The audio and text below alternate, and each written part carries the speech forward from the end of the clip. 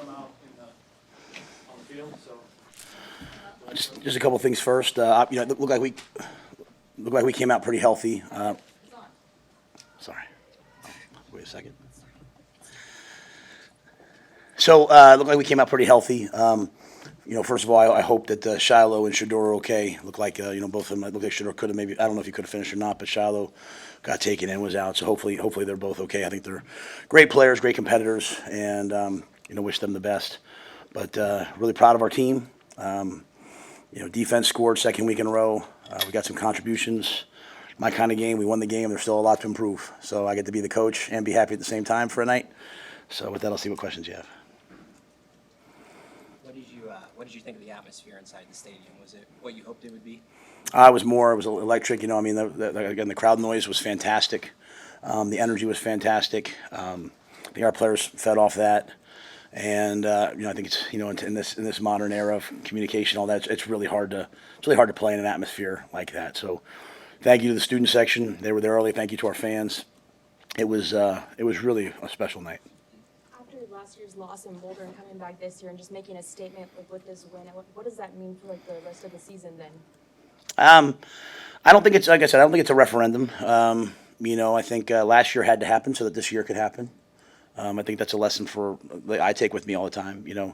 Sometimes bad things have to happen to you so that the old you can die and a new one can be born. So a lot of guys that chose to come back and play with us this year, go through the struggle. They came back. A lot of young guys didn't have a chance to really play. We won the turnover battle for the second week in a row. I don't know that we turned the ball over. We had a block punt, which obviously isn't good enough, but. So we have to keep getting better, right? But this was a big moment, So it was really big for us to show up and not back down from their stars because we're a little different. Our team is our star, right? And while I know Dylan's getting a lot of publicity, and we have a lot of guys who could be stars, our defense is a star. So everyone kept talking about this guy, that guy, that guy, and I kept saying, hey, they're forgetting our defense. They're forgetting the black shirts. And had we not had that block punt, leading to that field position and then that tough targeting call, they wouldn't have scored today. And so even at the end, we chose to take a knee. So it was just kind of an overall win. But, hey, we got to play again next week. We got a lot to do. I know that you brought some pressure in the second half on Shador, but a lot of what you guys were able to do, you did with 3- and 4-man pressures. How proud were you of your defensive front tonight and their relentlessness and passion? Yeah, there was, and even the pressures we brought, sometimes we're dropping a guy and bringing one, so still really like a 4-man rush. I mean, we had a couple, he brought all-out pressures in. He brought one the 4th and 1. But for the most part, we just played coverage. We trusted our big guys. And really the times they made plays were they got outside of us, So if we were coaching the guys hard tonight, coaching them the whole way through the game. I mean, we have to learn how to play with a lead. That game really wasn't much of a contest in the second half. And so you're sitting there hey, we just not turn the ball over. We have to find that middle place of aggression, and so we're still working through a lot of that, right? But I thought the defensive line came to play. I mean, they had a really good week of practice, but as importantly, there was no one running free. They didn't have any free runners. They hit one seam ball. They were going empty. But I thought a lot of guys, and even Willis got in at the end, gets a sack fumble, so big day for him. How important do you think it was to your guys to set the tone physically from the start? Yeah, we have 3 goals. Win the turnover battle, be the most physical team on the field, and have a culture of execution. There was a ton of penalties, just a ton of penalties. And, we have the iPads now. I looked at a lot of them. We'll wait and see. I was disappointed. We didn't get many calls going our way. It's a Big 12 crew, so I can't get fined by them, I don't think, so I'll say that. So there's a lot of things to fix, but I thought we were really physical, and I thought even that first run, again, I hate that Shiloh got hurt, but, I thought Dowdell set the tone with his physicality, running the football, and, but we are a physical team. We might have some areas that we have to improve on, but we are a physical team. Can you say about just Ty Robinson and he blocked a field goal, had a sack on the first series, just his impact? Yeah, well, honestly, sometimes I want to say I told you so. Last year I kept saying how good he was, and everybody kept saying, well, it's stats. I'm just telling you.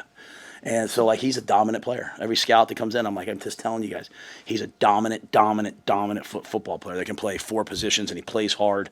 He about broke my neck walking down the thing because he was so happy that we won. He grabbed me, and because he's one of the guys who came back. I love him. I'm proud of him. So, that's why I'm not doing a big referendum on it. To me, this was like my guys. I said something on Tuesday press conference that no one really picked up on. I said, hey, I think Sam asked me about Shedeur saying what he said about me, and I really didn't care. I had a great visit with some of those guys before the game. But I said, hey, you know what? He's defending his father. My son would too. And I said, I think I got some guys in there I think will too. And I love Ty. I love Jamari. I love those guys. This has been one of the best experiences of my life coaching these guys. So I'm happy they had a chance to get a win. And they're going to come in on Monday and they're going to think it's the worst game they ever played. And by the time we're done, and we'll get ready for next week. What did Dante and Ramir show you that allowed them to get the bulk of the carries that they did tonight? Yeah, I thought we had some flash plays early, and so I just kind of stayed with them. Even Ramir has that long run at the end, but this is a game. This was a game that we just kind of went with. Even across the board, we didn't do a ton of rotating. We just kind of played the guys that on defense. We played most of the older guys, and just a unique game. Got up early, but there's no referendum on those other two. Gabe and Emmett will play a ton of football as we move forward. But I thought early on Dante set the tone, and Ramir did some good things, so we kind of just stuck with them. How did you feel like Dylan played? And then in the second half, were you guys trying to make sure that he didn't put it in harm's way with some of the plays? Yeah, it wasn't really about him. It was just, honestly, at the heart. I mean, you're not going to have a lot of games like that in the Big Ten where you're like, hey, they can't score.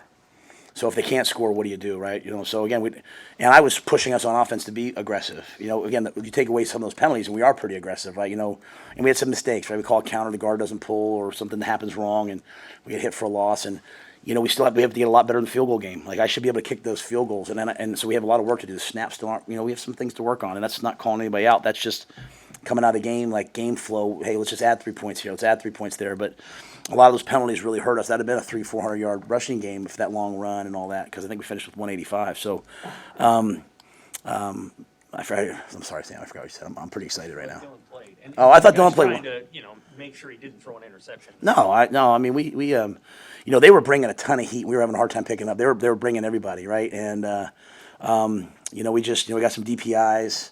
We took a couple shots. We were just, we think back to the one goes off Thomas's hands, one goes off Jalen's hands. We hit Jalen on the one, so we let it rip.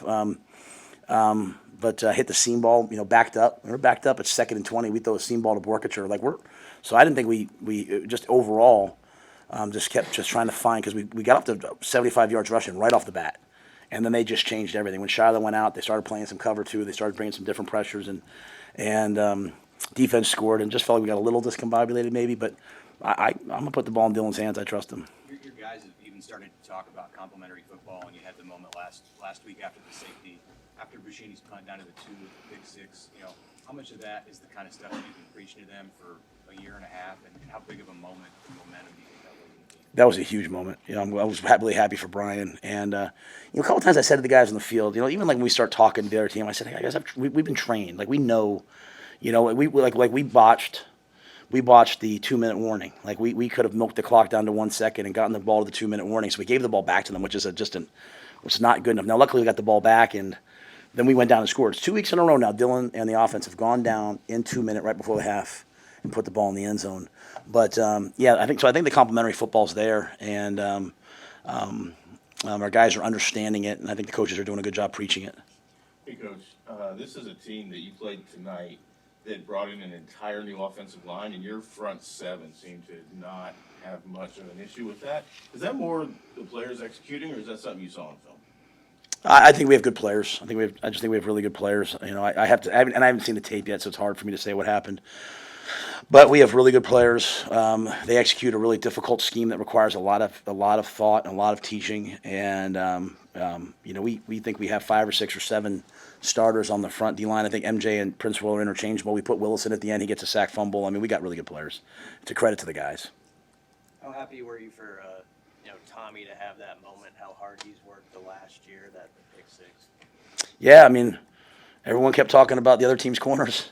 I kept saying, like, Tommy's a first rounder. And, he went to the other side. And Travis is a great player. I'm not saying anything about Travis. I'm saying, but Tommy's a good player too. And that's why I kept telling our guys at halftime, we have to – I didn't want to make this game about the other team because I think we have good players. I want to make it about us. I think we have good players, and Tommy's an excellent player. And he broke, and he didn't jump something. He played his technique. He broke. He saw it. He went and got the ball. He intercepted it, and then he went out and played the next drive. So I think Tommy's one of the best players in the country. You talked about playing with a lead. Now that you've got some momentum, how do you coach these guys to prepare and play game after game with that kind of momentum and belief that the fan base has? Yeah, like our preparation will not be our issue. Our guys worked their butts off. I mean, we practiced really hard, and our guys worked their butts off. I think just again learning how to finish. We still haven't solved the close game thing because we haven't been in that. And I think probably a lot of people thought this would be a close game. I'll be honest with you, we expected this score. Like we expected this to be like this. We have a good team, and we felt like we were going to play really well tonight. So we're going to go right back to work and treat this like a game that we lost. That's what we did last week. Like I told you guys, correct the correctables, and that's a really good football team. Like they'll make a ton of noise in the Big 12, guarding number 5 and guarding number 12 and guarding number 2. Those are as good a players as you'll play against. And on the defensive side, they're as active and violent a defense as we'll see. So we're just going to work. And I think the biggest thing is we have great competition. A lot of guys want to play.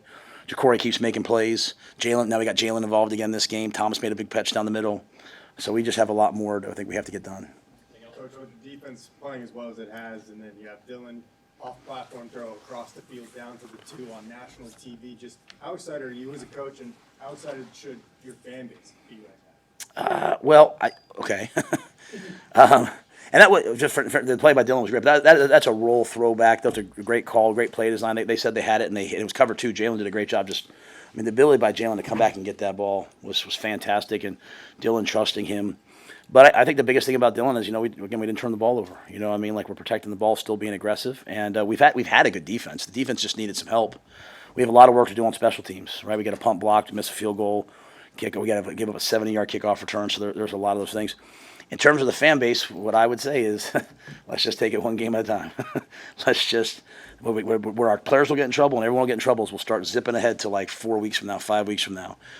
We have not earned that right. We have not earned the right to start looking ahead. Like all we're gonna do is even when we lost to Colorado. I remember with Trev, I said just give it a year, Trev. I said we'll play these guys next year and it'll be different. But that was just day by day by day work. And so we're going to come in this week and we're going to prepare like crazy for Northern Iowa. And I hope our fans, come out and next week sounds just like this week because it's really hard. I want the fans to know. I don't know how well we would play in that atmosphere if we were the visitor. It is so hard. And so if they can just do that every week, I'm telling you it's an advantage. I don't know if I answered your question, but I think people should be pretty excited. I'm going to tell you something. Don't mistake my stoic look. I'm fired up, okay? I'm fired up, but I'm fired up for the guys because those were my guys. And, and then Bud Crawford, came in and talked to the team last night and let us out tonight, gave him a game ball. And, we wanted our guys to know that, we have celebrities here in Nebraska, too, that care about us. Anybody else? All right, thank you, guys.